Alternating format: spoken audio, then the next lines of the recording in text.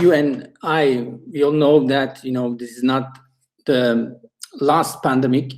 So I thought, it would be nice to look at what has been done so far in to fight with COVID using data. And every country used different systems, different approaches. Some of them worked, some of them didn't work. And I think, we should understand all this, and then we should be ready for next pandemic. This is one side that I wanted to talk today. And the second part is that for the last 6 years or 8 years, the data is becoming very important for our lives, not only for individuals and society, but also for governments, for private and public companies. And they also started seeing that, and they also improved their data literacy and data usage within their organization. And in the second part of my presentation, I want to also touch base on that. And I also plan to have a little demo on making some data analytics, and then we can finish with Q&A. So how did we get here? It all started with a WeChat message. WeChat is like WhatsApp. Dr. Li Wenliang from his hospital, he sent a message to his friends, his medical school alumni, close group, sharing that there are 7 patients in our hospital, and they are showing some SARS type of symptoms, but we are not sure, and it is a bit serious, and so on. And then this message became public, and everybody started talking about in China first. Initially, authorities denied such development, but later, of course, they accepted.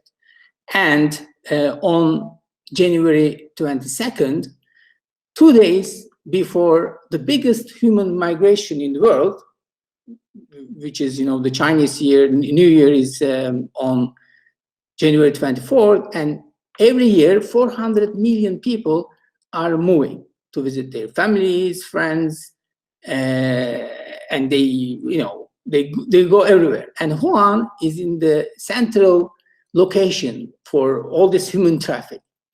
And we are really lucky that Chinese government really took the action and to decide lockdown on January 22nd. All right, that's our story started.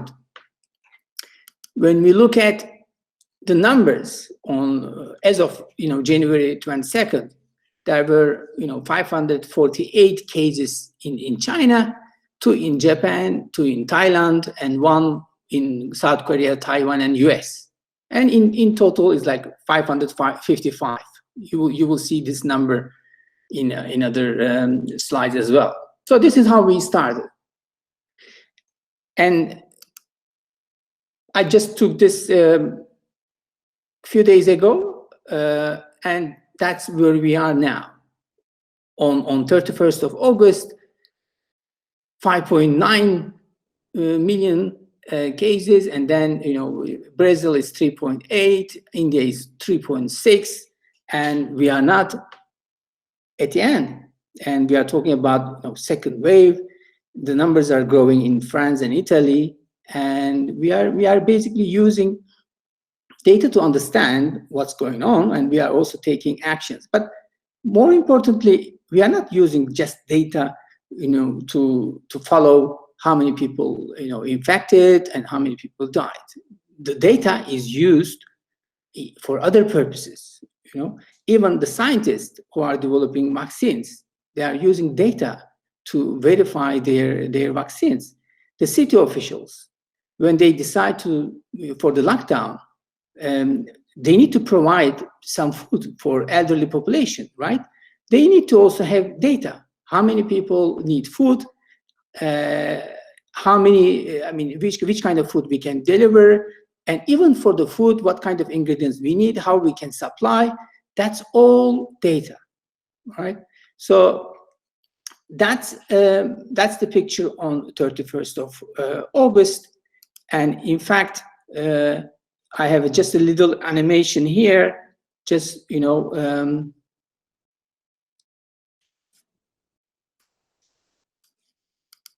so, as I was saying, 555 cases on January 22nd.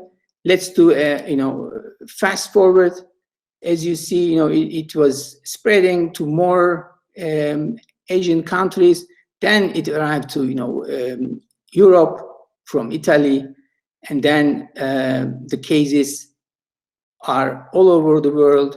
And on April 1st, almost all countries in the world got the virus in their territories, and now the numbers are growing. Right? We can do fast forward, and right now we are on September 4th. As of yesterday, 26,304,000 cases all around the world. You also, some of you may remember also this site. This is from Johns Hopkins University. They are the first one who have developed this visual interface for the population, for the public, and even for the governments. And as of January 22nd, with the initial numbers I shared, they just started visualizing what's happening, how the virus is spreading all around the world. And if you look at this picture, you may say, wow, there are so many numbers, so many graphs and the world map and so on. You may say, I mean, of course, from the virus point of view, of course, it tells you everything. It's very user-friendly, good visualization. But today I want to also cover a little bit on this data analytics domain, how these things, the numbers and the graphs and things, come to life and help all of us to understand what's going on.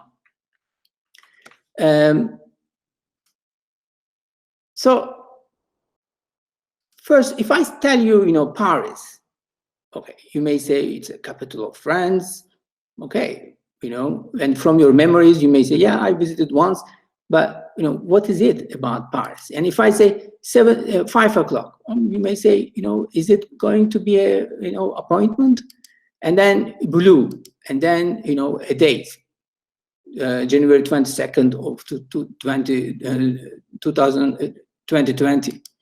and then 17, and then Roger Brown. So when I give you different words, doesn't mean anything to you. But if I take some of this information, some of these words or dates or numbers, and put a label on it, and write like this, okay, that becomes a fact. In computer science terminology, we say this is a table, this is a relation, but this is how the power of data starts. You record the first fact and then continuously record everything what's happening, and it helps you to decide, what to do, what's going on, what may happen, type of questions, right? So that was the first record, but during on this day, January 22nd, this was not the only record which was entered to the system. All this other data, mainly from China, Beijing and Guizhou and so on, and also from Japan, US, Thailand, and South Korea, 1 or 2 cases were recorded.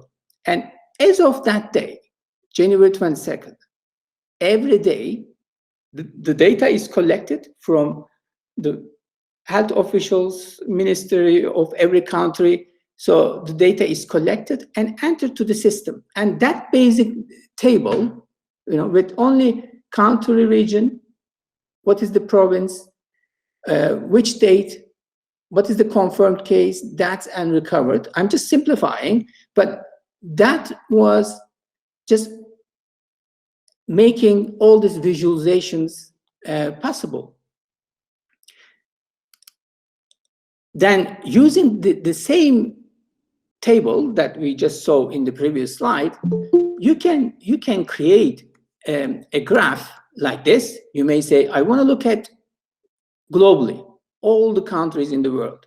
Then you can create such visualization, from January 22nd and August 28th. You may say, fine, there's a gradual increase and so on. But using the same data, using the same table, you can also look at countries separately. Then you see a different picture. India, US, Brazil, you can find out different insights. Or you can also compare. You may say, okay, I want to compare these 4 or 5 countries and to see, what's the trend and so on. And also, you can also look at, cases versus deaths. For example, this graph is for US from March until September. It gives you different insight. It says that, cases are followed by the deaths almost, 1 or 2 weeks later. And there are different results, and you may say, why it was going like this, but then around July, in the second peak, we didn't have the same higher number of deaths like we have seen in April. Okay, so that's another data. And based on all this, data and graphs and visualization and insights, governments were taking actions for lockdown. Initially started with China, as you know, and then France and US and Italy and so on. And then around June, officials, they said, okay, now we can also release because of the economy and so on, but they were also closely following the data. So that's what we are going to talk today. So we will start with how some countries used data responding COVID-19. What are the lessons learned? What were the challenges? And then I will open another chapter. Another chapter is for the data analytics in general. Why it is so critical for us and for the world and for the companies. We will look at what is big data and types of analytics. As I mentioned, we could have a little demo on data query and visualization. And I will finish with data analytics job market. And we can have also a little conclusion and Q&A session at the end. And before I start my presentation, for those of you who don't know me, I have computer science degree and master degree in 2 Turkish universities. Then I went to US and worked as adjunct faculty in San Diego and Penn State universities. And I did also part of my PhD project, which was on object-oriented programming and software engineering. And I got the degree from Ege University in 1990, when the internet was born, when the PCs were kind of made public. And at that time, I joined one of the FMCG company, Philip Morris International, as a systems analyst. And then I became head of information systems in Turkey, then in Poland. And then finally, for 6-7 years, I was the head of global enterprise architecture for Philip Morris International. And then since 2011, I'm just giving back. Giving back means I'm sharing everything I learned and everything I know with people like you in IUG. So I'm head of computer science department and also recently, I'm the program leader of Business Analytics Master Program at IUG. So what we have done so far, I mean, this is kind of, we all know that we started with social distancing, testing, isolation, contact tracing, and public communication. If I show you, this graph, you may say, this is, flattening the curve. But in fact, this is a graph from 1918. It's showing how the response of two populations, one from Philadelphia, one from St. Louis, resulted during this, 1918 pandemic. So, as you know, around 50 million people died, and 500 million people impacted from this pandemic in 1918, and 675,000 of them were from US. And in these two cities, around end of September, they organized a big parade in Philadelphia to raise money for the World War, First World War. And, they were celebrating and so on. And suddenly, they after 2-3 weeks, they saw a peak on their numbers. And another city, St. Louis, their officials decided for, staying at home, social distancing, and so on. And that's the result that we have recorded back in 1918.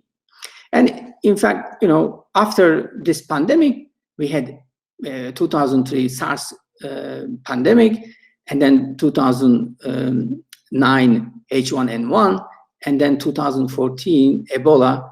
They were also other pandemics we have seen, but none of them were so global except this one.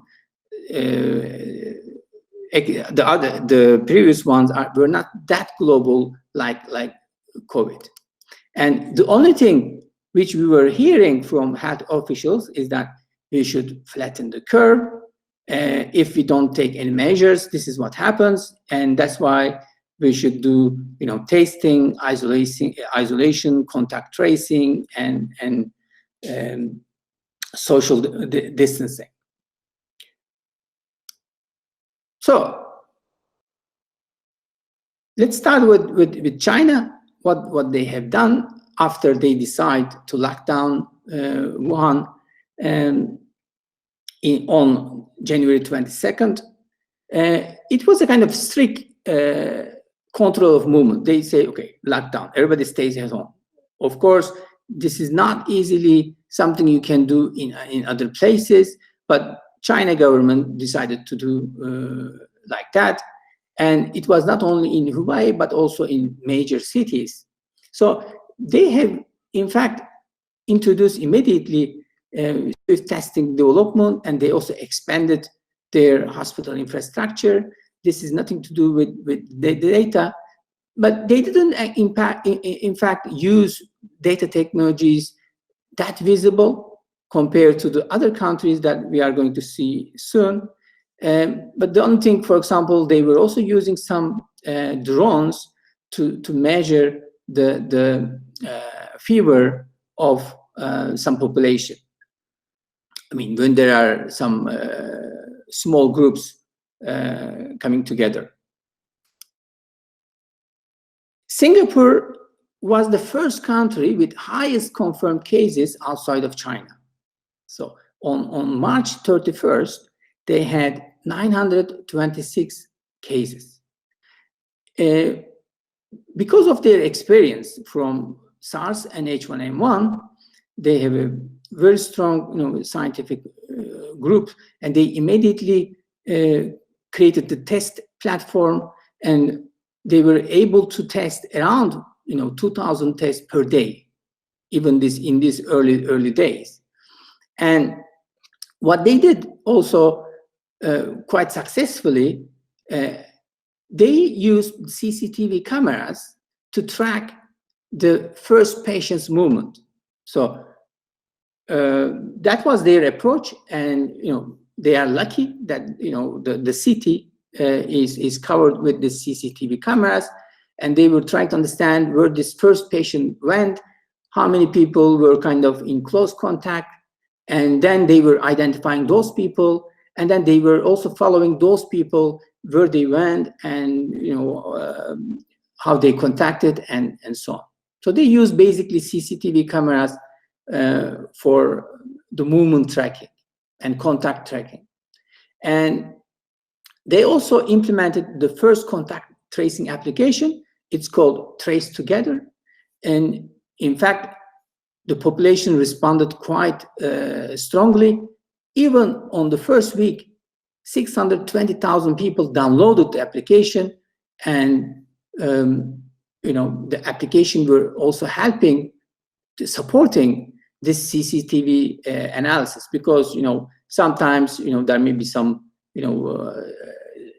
areas that you may not have the CCTV camera, but if you have two phones close to each other, less than 1.5 meters, then two phones can exchange through Bluetooth sensor the key, a key which is updated every 10-15 minutes. You have a new number, but it doesn't matter, it's a new number. At the end, this phone knows whom I was in contact over the last 2 weeks, 3 weeks, because after 2 weeks the system was deleting the data, and in case you got a message from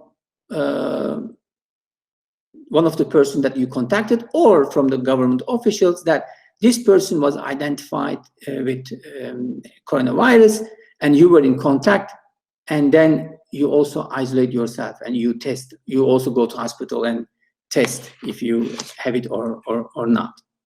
So that's what Singapore did. And in fact, one of the success stories from South Korea. South Korea, they were also similar to Singapore. They also raised their testing capacity to 15,000 a day. That was quite successful. And they also, in fact, they did more complicated, more complex contact tracing compared to Singapore. They did not only use CCTV cameras, but they also use the GPS phones, GPS data, and credit card transaction. But just for you to know, even you are now sitting and watching me, presenting this webinar, but your phones, generate data. Every second, your phone sends a message to the next nearby antenna of your telecommunication provider, and this antenna is saying that this phone owner is in this location. So there are two information which is technical, but from this two information, which is called longitude and latitude, you can identify where this phone exactly. And for the last 1 hour at 6 o'clock, if we look at the data of all of us, we will see that the phone was staying in the same location. So GPS data is so powerful, and they were also using that quite successfully. And in fact, you can see the results of their actions. They had a peak around end of March, end of February, early March, with around 850, 890 cases. But then they really managed quite successfully all the time. And from this small map, you can see that which provinces within South Korea have, let's say, 0 cases. The white ones are showing the 0 cases. Light blue is showing the cases between 1 and 10, and dark blue is showing the cases more than, let's say, 50, 60. And of course, they were making such graphs available to the public, and government also were following and to take any action. They were using this data to support their decision making. And another interesting development is that, they also developed a self-quarantine safety application. And again, this was also downloaded by most of the South Korean people. In fact, they were self-quarantining themselves. It was not a kind of mandated by the government or officials saying that you have to, quarantine yourself.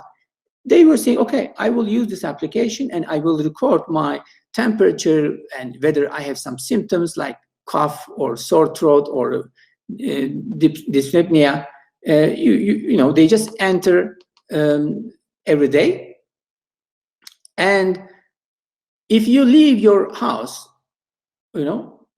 this message, whether you left your house, was sent to the officials. It's like, I'm installing an application, I am entering all the data, and if I leave, I'm happy to be called.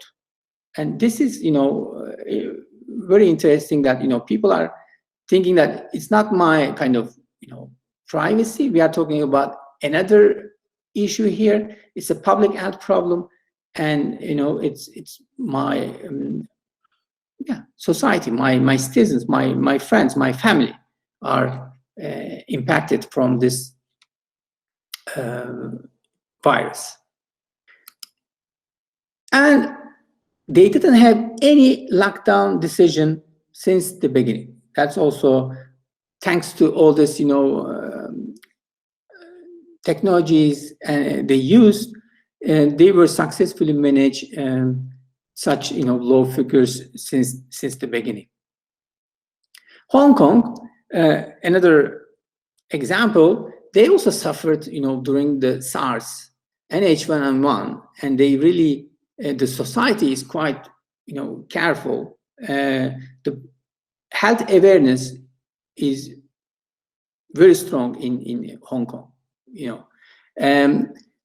but they, after the first cases, they immediately closed the schools, businesses, and large gatherings. So they approach differently compared to South Korea. Probably their previous experience from the previous pandemics, and they also started sharing the cases, date of positivity, symptoms, which location, and which hospital. Okay, so detailed. I will show you now the graph, but let me tell you, 2-3 months ago, I was also asking myself, I'm now living in Pui, in a street called Pierre Portail. It doesn't matter, but I was saying, how it is, the situation, in the apartment in front of me, in the apartment behind me, left and right, how many people are impacted, whether there were any death cases or not. So you wonder, right? Look what they have done. So since March, they have also introduced this application, and this application is for public use. And as a public, this is the kind of one part of, but the main center part of Hong Kong.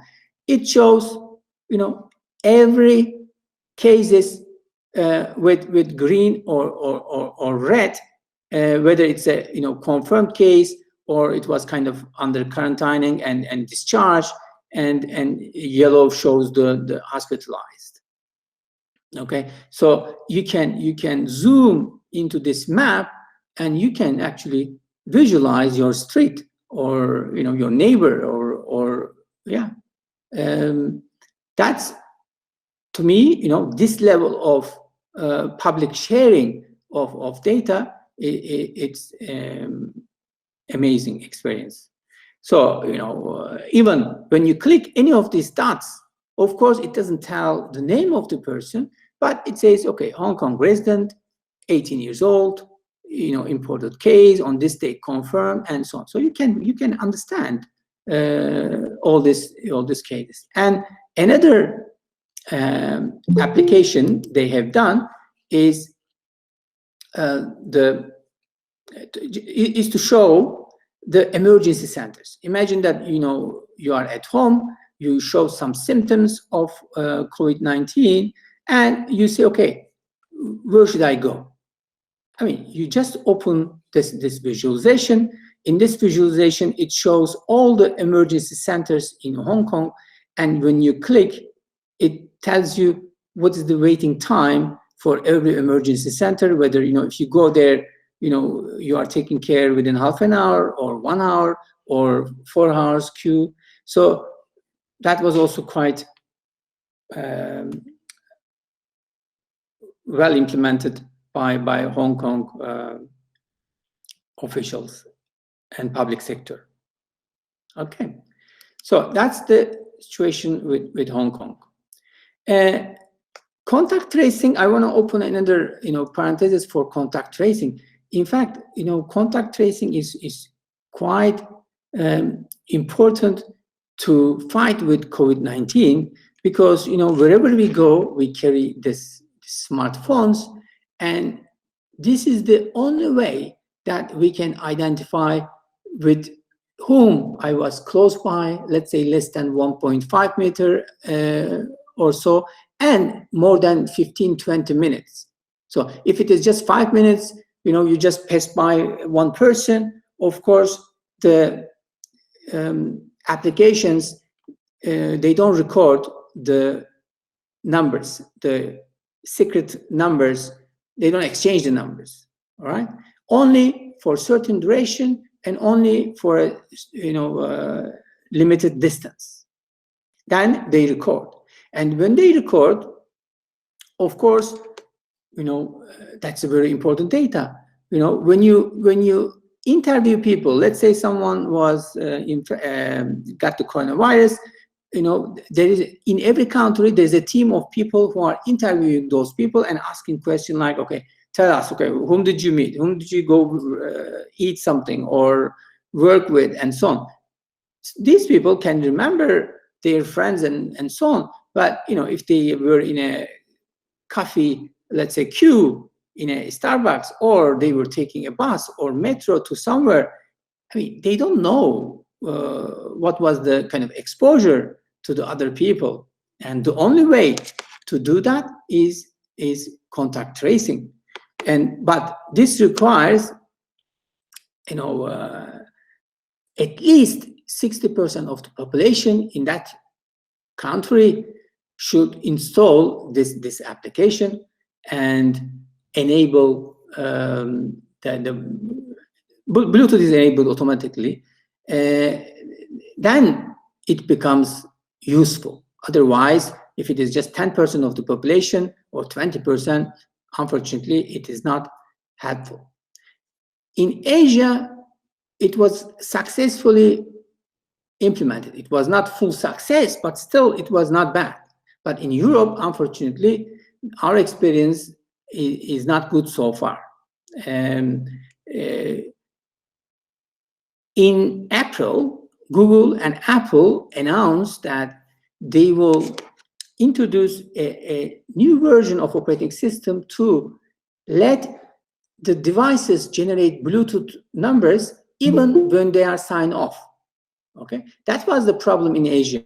Their application, contact tracing application, were not working 100%. The reason, the operating systems at that time, whether it's a Android operating system, whether you have an Android mobile phone or Apple mobile phone. By the way, there are 5 billion phones in the world, and 80%, more than 80% and 90% are either from Android, majority is Android, and around 25% are from Apple. These two companies, they joined the forces. They said, okay, we will introduce a new, a change in our system so that even when the mobile phone is off, like let's say, it's in the bag of a lady, but still, if you are meeting with someone, talking with someone, the application, the operating system enable the exchange of the special number so that you know exactly if there was any exposure of contact. After this announcement from Apple and Google in April, every country, especially in Europe, because at that time in Europe was in kind of danger, and all the government and public health officials were saying that, okay, we will start developing this contact tracing application. But unfortunately, there was not a strong collaboration between the public officers in Europe.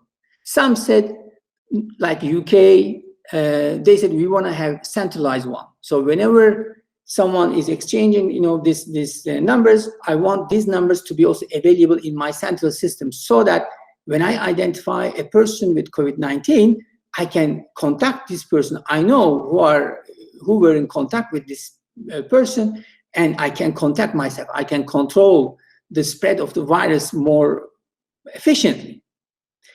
But of course, some countries like Switzerland, they said, no, centralized approach may create a bit frustration in the public, and public may say, no, you cannot store, my private data. I was spending my time with someone and so on. You cannot store it. Okay, I can decide whether I want to share if I'm, if I have the virus. I can just say okay to share my data. Okay, give me the power. That's what this is the decentralized approach, and this is what Swiss officials have taken. But even with that decentralized model, it is still in 25% of the population have the Swiss COVID application, right? And UK and Germany and France still, the level of adoption is still low. So speaking about contact tracing, this is just an application which you have to install on your mobile phone, so that whether you were in contact or not. But even without an application, you can also do some other analysis, like this example. And this example is movement tracking. One of the Swiss company, this Teralytics is a Swiss company based in Zurich. They were doing lots of data analytics for transportation, mainly using the mobile data they obtained from the telecommunication operators. In every country there are tens of different telecommunication companies, right? Each of them store their customers' location. Like I explained you before, that every second your phone is sending an information to your telecommunication provider, and your telecommunication provider is storing this line in their database. So on this date, at this time, this phone owner, which is identified with a number, was in this longitude and latitude, which defines the exact location in the world of this carrier of this phone. So Teralytics, what they have done is that they approach all the telecommunication providers in this Italy's case, and majority of them, they provided data, but of course this is anonymous data, not with the individuals' names and so on. And they did the analysis. So let me show you the analysis result.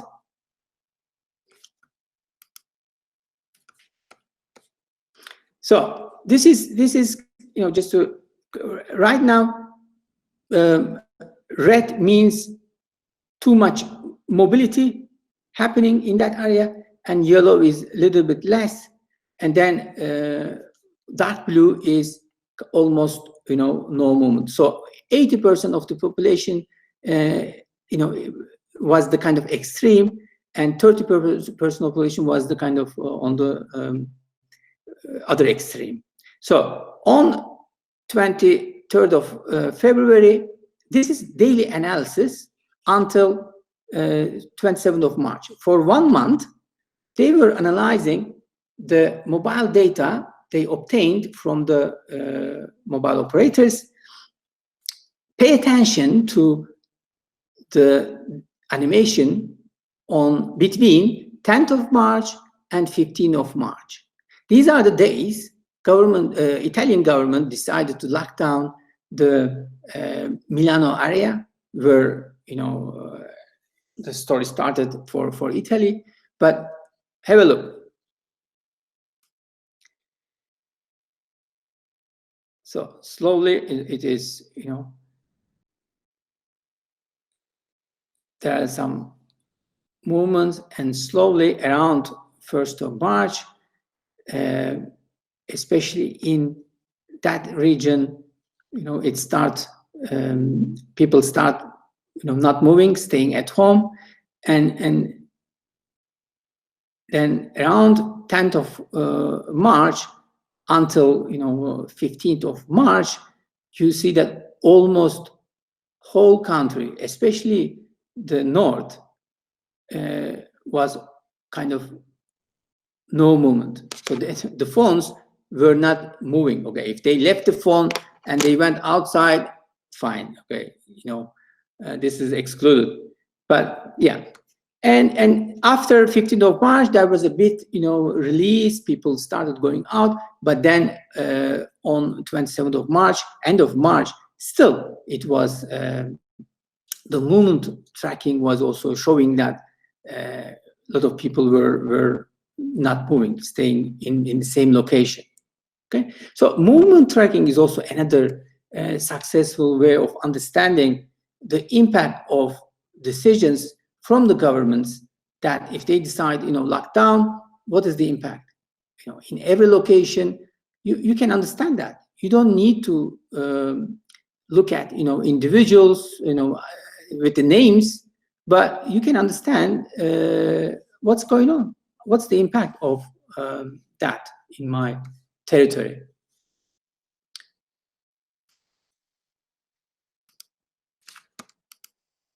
And that's another analysis. This was before COVID-19.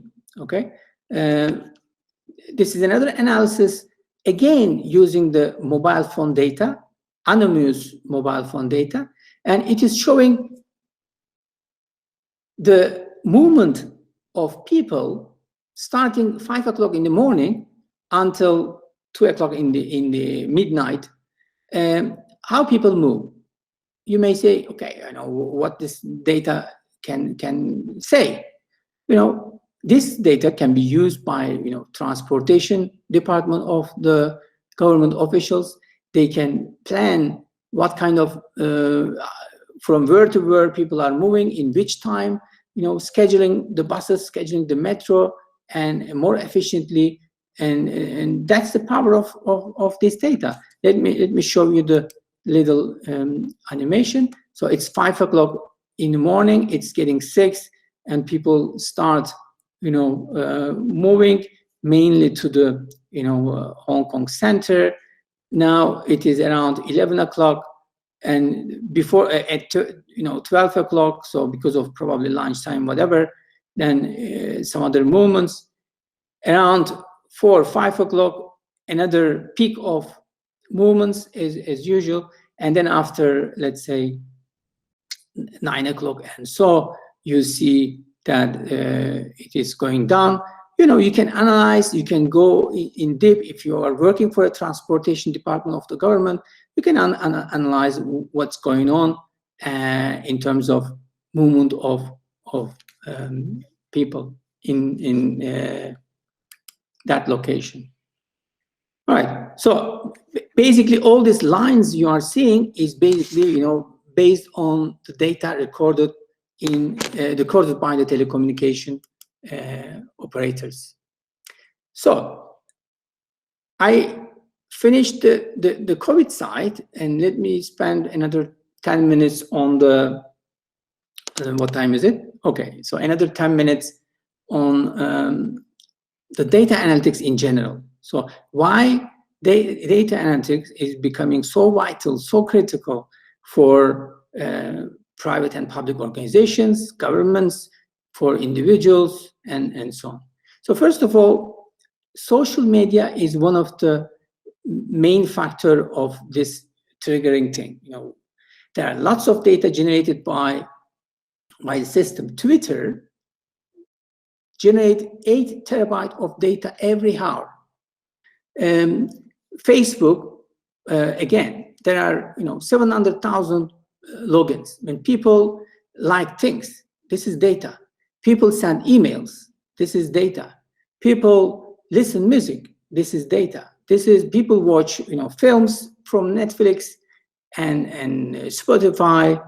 They publish, they post pictures, that's data, and so on. So because of the social media growth as of 2004, as you know, Facebook was kind of made public in 2004, 2005, and then others followed, but some of them were already in the market, as you know. So that's one. Second, sensors.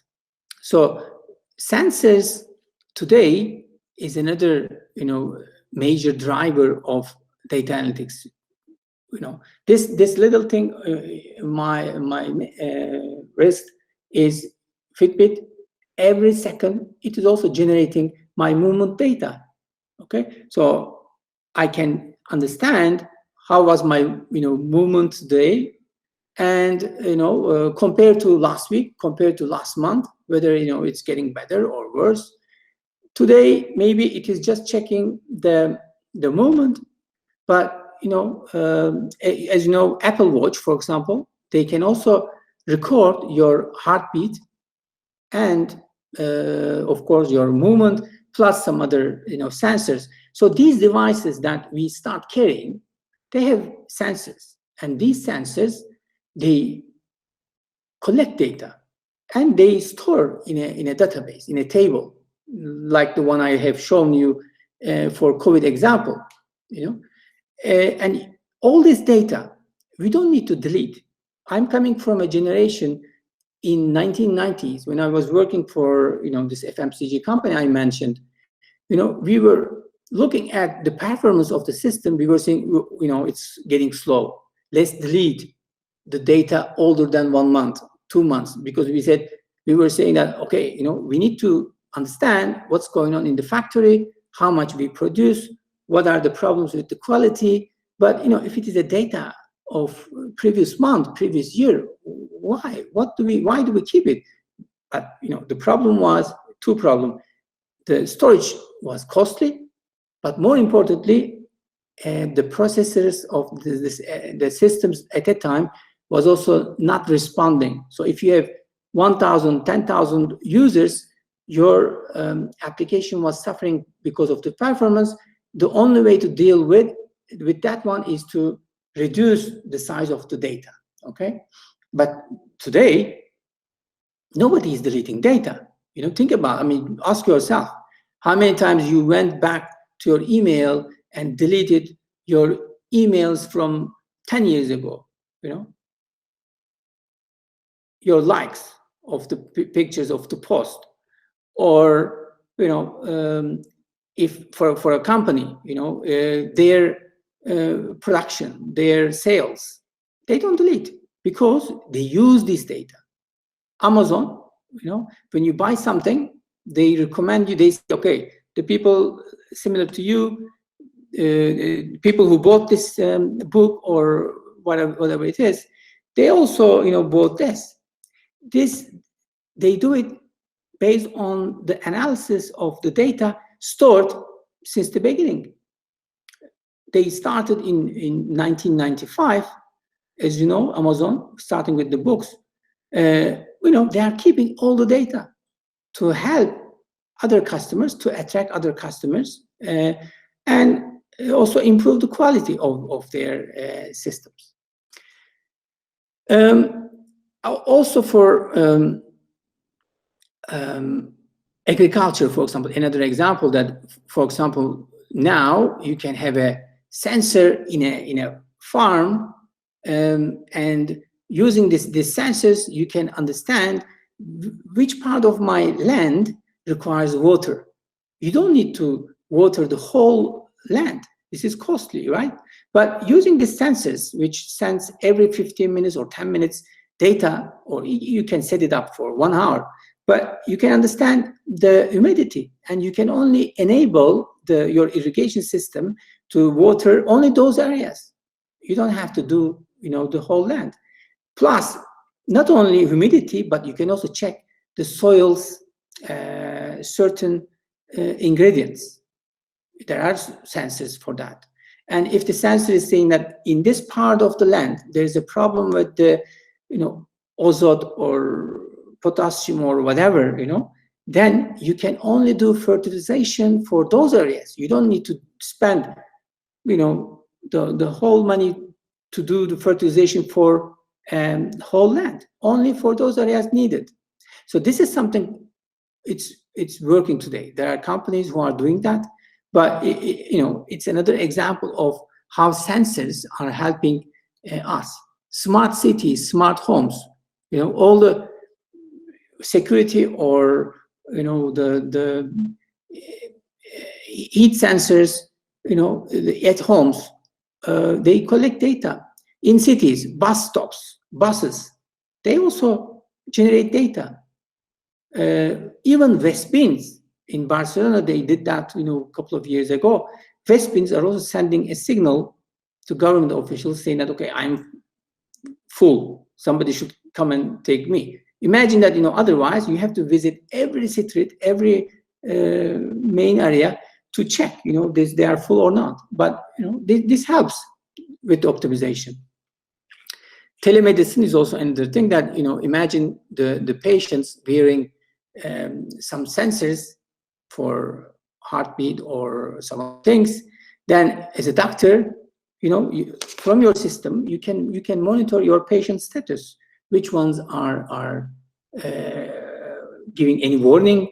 Then sometimes, there may be some serious cases that you may have to send the emergency to the hospitals, to the patient's home. And the last driver is the mobile phone. As I said, but GPS location sensor is not the only thing. There are lots of other sensors embedded to the mobile phones, and these sensors generate data, and it could also be used for different purposes. And second reason why data analytics is so critical is the open data move by governments, starting with Obama in 2009. The government decided to make the data available to the public. So if you go to US department's website, you can see that they are sharing education data, they are sharing their transportation data, they are sharing their water consumption, electric consumption data every year in every, let's say, location. So you can actually access this information and analyze if, for example, you are working for a company who needs such data, or even as an individual, you may be wondering what's happening with the crime in my location. How many people were captured because of burglary or other type of crimes? Most of the governments, after following the US, most of the governments are now, for the last 6-8 years, they are sharing the data. So this is another contribution to the data analytics, that more data is available even from governments. And last is the cloud computing and machine learning and AI developments is also another trigger. So the data science is basically try to understand and solve real world problems by using data. Okay, there is a bit buzzword, everybody talk about big data, but just to share with you, when someone talks about big data, always refer to volume is higher, velocity, the speed is higher, variety. It's not only structured data, but also pictures, videos, sound. Yes, variety is also important, and veracity is the trustworthiness of the data. That's also another dimension to identify, is it big data? But, who cares? Who cares? All this thing. What is important is that, do you create a value using a data set? Whether it can even be small data set. It doesn't have to be, thousands of terabytes. As long as you create a value for your organization, for your government, for your company, that's a big data. Big is not stands for the size, but big stands for the value. Big value helps you to solve the problem.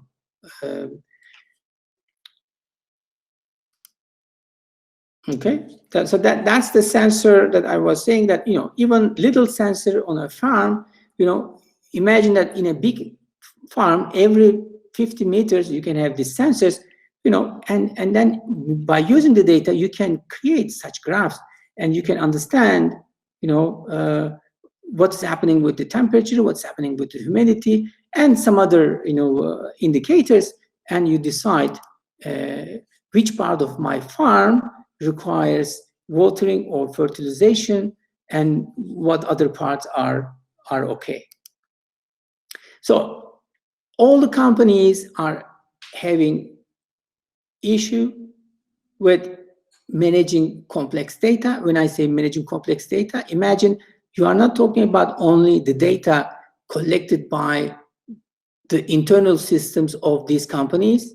We are not talking about customer relationship management or enterprise resource planning system or supply chain management system or quality system of Nestle, for example. Let's use Nestle example.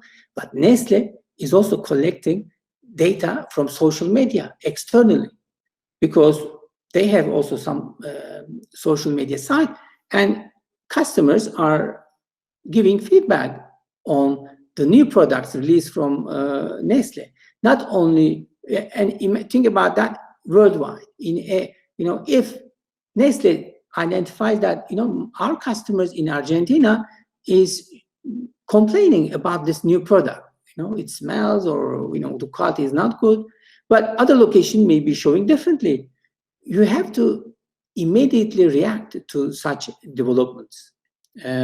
This is only possible if you have a data strategy and you collect data from external sources and internal sources, and you have the kind of democratization of data within your company. People can understand and analyze all this data. Another example from Netflix. By the way, in 5 minutes I will conclude. So Netflix is also another company. They used data to decide, what kind of new show that we can develop and we can attract more people. So as a company who was existing since 1997, they were delivering, video cassette to homes with the postal services at that time. But they were recording all this data, who is watching which film, which artist, and so on. So using the 30 million information, what people watch, what people play, they also looked at how many ratings, what ratings each one received, and they also bought some data from external companies like Z Nielsen, and they identified that this House of Cards, which was previously aired in UK, but we can have Kevin Spacey as the star, and then this David Fincher as the director. That's the right combination, and they did that.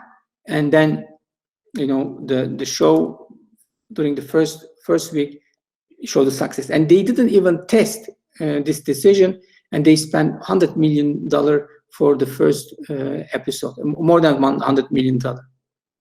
So data basically used to identify the new opportunities based on the past customer behavior.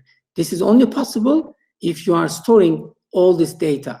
Okay, so data is the gold. Zara, another example, they have 7,500 shops all around the world. At the end of every day, they collect all the data from every store to a center, their center in near to Madrid headquarters, and they analyze which items we sold today, which color, which size. And based on this analytics, they decide which new models that we should ship back. So within 20 days, they are able to analyze, decide, and produce new models and send back to the shops within 20 days. This is amazing. And that's the strategy which made Zara largest fashion group in the world.